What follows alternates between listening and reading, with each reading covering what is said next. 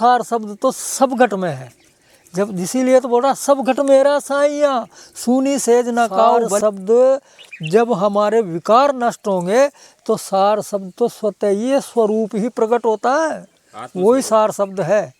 सार शब्द कोई शब्द नहीं, वो है आपन रूप। सार शब्द के लिए जितने भी जो प्रपंच रच रखे हैं उस सार शब्द की खोज में दूर जा रहा हो कि आप इस देह को और 3 गुण को हटा दो, क्या बचता है? सारी बचता है जो ये बहुत गूढ़ विषय है और ये बुद्धि से समझ में नहीं आता, जिसका विवेक जागृत है वो समझ लेता है। बहुत सारे एक भैया का कॉल आया था जो वो ये बोल रहा था कि यार मेरा जीवन तो खराब हो गया, मुझे सार शब्द नहीं मिल रहा, अब मैं क्या करूं। तो बेचैनी दुख में और वो परेशान हो गया।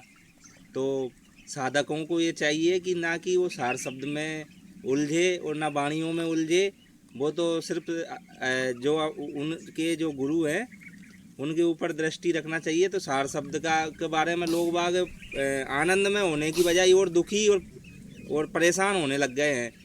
तो ये परेशानी का विषय नहीं है, इसके बारे में बताएं। भाई ऐसा सोच लेना हताश होना कि मेरा जीवन बिगड़ गया। भाई अगर तुम्हारे पास गुरु है, सक्षम गुरु है, तो वो तो जीवन को सुधार देगा गुरु। तुम तो गुरु से निरंतर प्रार्थना करो और प्रार्थना करोगे तो गुरु तो अपने आप वो रास्ता बता देगा।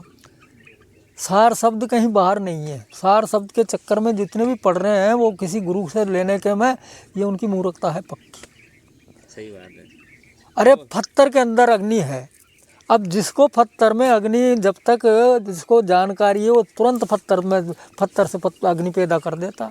हाँ, जिसको पता है कि इसमें अग्नि है, तो वो तो सार शब्द तो सब घट में है। जब इसीलिए तो बोल रहा सब घट मेरा साइया सुनी सेज न काऊ बलिहारी व घट की जागट प्रगट हो। अब प्रगट हो, लेकिन प्रगट तो वो करेगा जिसके पास विधि है। अब किसी को पता ही नहीं है कि पत्थर से अग्नि पैदा होती है, तो वो कैसे करेगा? जिसको पता है कि पत्थर में ही है अग्नि तो वो तो उससे पैदा कर लेता। पहले जब अग्नि नहीं थी उसके पहले जो है लोग पत्थर से अग्नि पैदा करके और अपना गुजारा चलाते थे। तो इसी प्रकार से सार शब्द परिपूर्ण है, पर्याप्त है, सब जगह है, कहीं कोई एक रत्ती भी खाली नहीं है। आजकल सार शब्द की हर आदमी चर्चा करता है, क्योंकि यूट्यूब पे कबीर साहब के जितने भी सत्संग आ रहे हैं उसमें सार शब्द का हर संत बोलता है। अब सार शब्द वो हस्ती है जिसके लिए धर्मदास जी को सबसे प्रथम सार शब्द के विषय में उनने चर्चा करी और बड़ा गोपनीय रखने के लिए उनने ये बात कही कि धर्मदास तो लाख दुआई सार शब्द बाहर नहीं जाई। अब सार शब्द वो विदेह स्वरूप है। सार शब्द विदेह स्वरूपा नी अक्षर व रूप अनूपा, यानी वो उसका कोई अक्षर में भी उसको बोल नहीं सकते हैं और अरूपा कोई रूप नहीं है उसका। और उसी के लिए जो है कई संत ये कह रहे हैं सार शब्द मैं दे दूंगा। बड़ी विचित्र सी बात है। जबकि वो जो सार शब्द वो है जिससे इस खंड ब्रह्मांड की रचना हुई और वो सारे ब्रह्मांड में समाया हुआ है, उसको जीभ से दिया जा रहा, मुख से दिया जा रहा सार शब्द को, जिसके बारे में नानक देव जी ने बोला है शब्द ही धरती शब्द ही आकाश। सब ने बोला जो भी वाकिफकार हुए उस शब्द से उसने यही कहा कि सबसे प्रथम जब शब्द सत्य पुरुष ने के मुख से जो प्रकट हुआ उससे ही सारे खंड ब्रह्मांड की और असंख्य लोकों की रचना हुई है, वो है सार शब्द, जिसको वो है निज स्वरूप अपना। हाँ, है ना, देखो उसी में विलीन होना है। ये एक चिन्ह में मात्र अपना निज स्वरूप, जैसे उदाहरण दिया कि 1 कुंटल सोने में से 1 रत्ती सोना, सोना तो सोना ही है। इसी प्रकार से हम एक सूक्ष्म मात्र में ये जीव रूप में इस संसार में ब्रह्म में पड़े हुए हैं। जिस रोज ये ब्रह्म टूट जाए वो 1 कुंटल सोने में मिल जाएगा, जिस पर यानी जलकार इसका जो यानी संपूर्ण पृथ्वी पे जितना जल है 1 है, 2 नहीं, जल तो जल 1 है सारा। इसी प्रकार से शब्द जो वो अखंड शब्द है वो शब्द 1 है। और ये जो अक्षर है बोलने के, ये अक्षर हैं, ये जिब्या से बोले जाते हैं।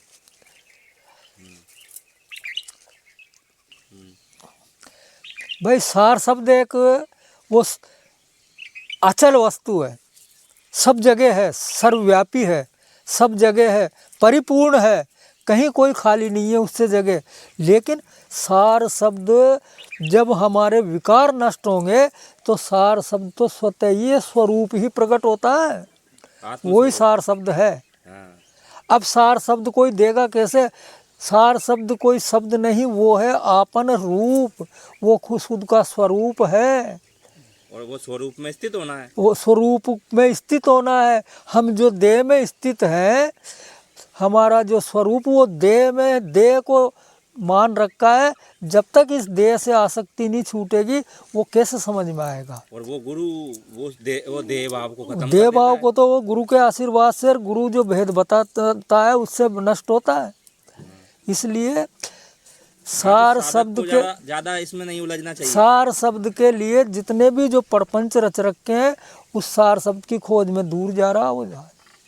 सार शब्द तो जो वाकिफकार है वो जैसे पानी की खोज मालूम है कि पानी यहाँ है, वो पानी को प्रकट कर देता है। इसी प्रकार से सार शब्द तो वो सबके अंदर समाया हुआ है। लेकिन इस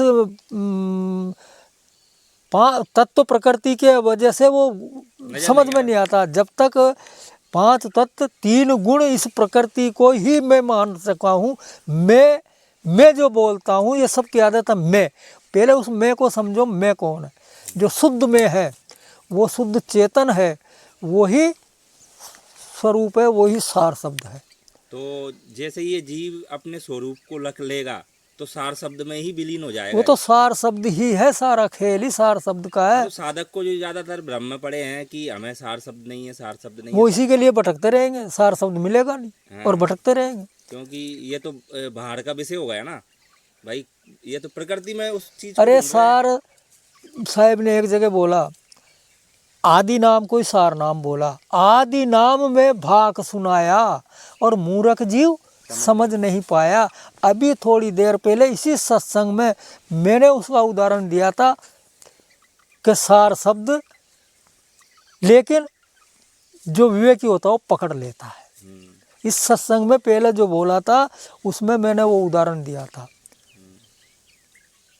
कि आप इस देह को और 3 गुण को हटा दो, क्या बचता है? सारी बचता है जो जिसका बस कभी नाश नहीं ये होता। बहुत गूढ़ विषय है और ये बुद्धि से समझ में नहीं आता। जिसका विवेक जागृत है वो समझ लेता है।